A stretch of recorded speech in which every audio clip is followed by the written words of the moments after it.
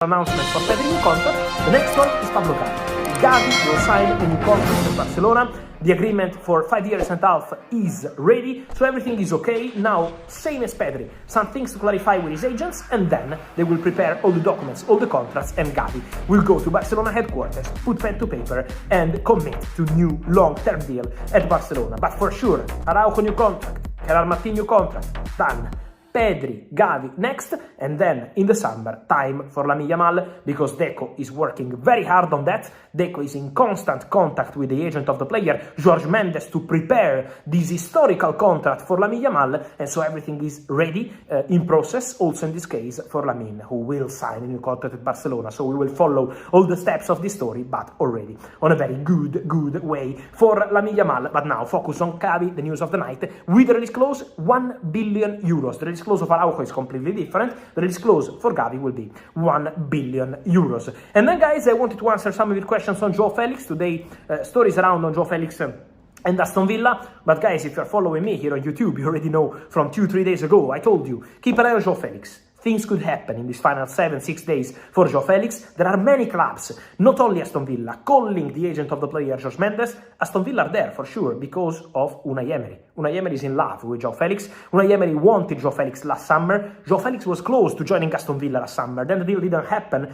because of Chelsea entering very strong and signing the player on a permanent transfer. Aston Villa wanted to do a different kind of deal. Now Aston Villa is still there. If there is a way to make it happen, Aston Villa remain interested in Joao Felix. But it really depends on the formula, on the conditions. So there are some things to check. But Aston Villa keep calling for Joao Felix to the agent, Jorge Mendes, and more clubs too. So the Joao Felix situation is one to watch.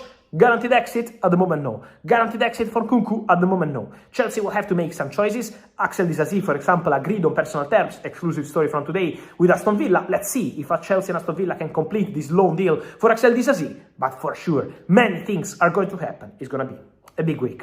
And so, guys, let me know your thoughts on all these stories, from the Saudi moves to Patrick Dorgu, Barcelona. Chelsea centre-back Renato Vega is in Turin, completing a loan move to Juventus until the end of the season.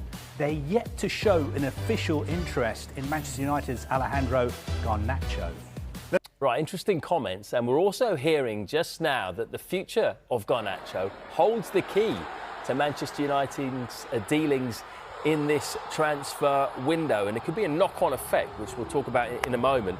But in terms of Garnacho, as I said, not exactly a ringing endorsement that from his manager that it will stay, was it? We know that Napoli are interested.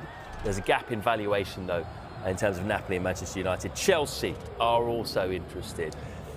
Marcus Rashford is now looking harder to shift, isn't he, in January for United? Do you think there's a correlation between those news and now, all of a sudden, these Garnacho rumours are just getting stronger? Absolutely. I think Garnacho is that domino that, if that falls, you will see the rest. Because you're looking at Manchester United with not much flexibility in terms of finances in this window. We're looking at Patrick Dorgu potentially coming in as a knock-on effect from Antony, so that's not really anything to do with this. If Manchester United want to do anything else serious within this window and get Ruben Amorim some players who maybe fit his system and further develop the squad, Garnacho's going to have to be a big part of that, and that's a reason why he was non-committal. That's a big reason why Ruben Amorim was saying anything can happen in this window, we don't know.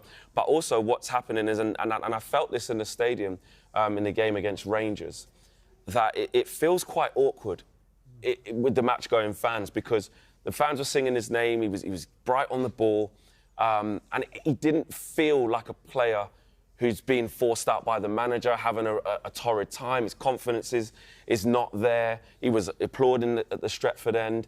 It didn't have that feel of someone who's on his sort of last legs of his Manchester United career, but seems to be in the balance because of PSR, because of Manchester United not having many sellable, tangible assets that they could reinvest into the squad. And now it's a damning indictment on Manchester United's finances that this is where they are, the fact they've got to sell one of their biggest prospects. So I think it's a tough situation for him to be in, but clearly Ruben Amorim has been told this is a possibility. This is a possibility, but he's also talking about the improvements that he's making. And more importantly, he's continuing to pick him. Ruben Amorim's clearly shown us, if you're not doing what you're supposed to be doing, you're not going to play. You're not even going to be on the bench. So the fact that Garnacho keeps playing shows me and a lot of Manchester United fans, and probably shows Garnacho, that he does believe in him, but at the moment, it's a possibility. Yeah. Just want to pivot slightly over to Chelsea.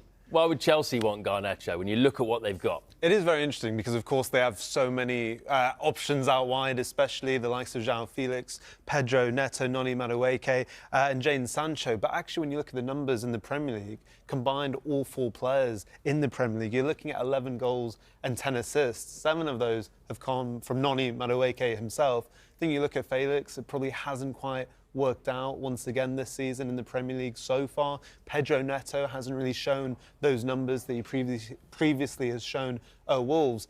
But then you'd also argue Alejandro Garnacho isn't necessarily guaranteeing you those numbers either. So perhaps